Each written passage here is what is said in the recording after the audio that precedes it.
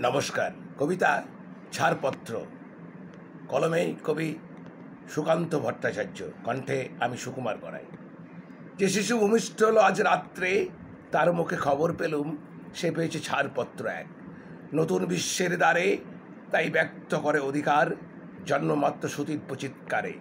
খর্বদেহ নিঃসহায়, তবু তার মুষ্টিবদ্ধ হাত উত্তোলিত উদ্ভাসিত কি এক দুর্বোধ্য প্রতিজ্ঞায়।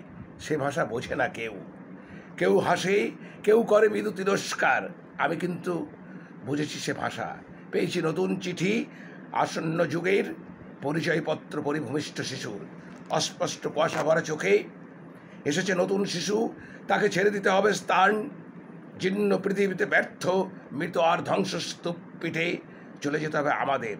চলে যাব তবু আজ যতক্ষণ দেহে আছে প্রাণ, প্রাণপণে পৃথিবীর সরাব জঞ্জাল।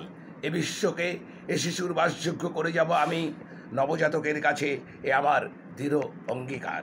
অবশেষে সব কাজ সেরে আমার দেহের রক্তে নতুন শিশুকে করে যাব আশীর্বাদ, তারপর হব ইতিহাস।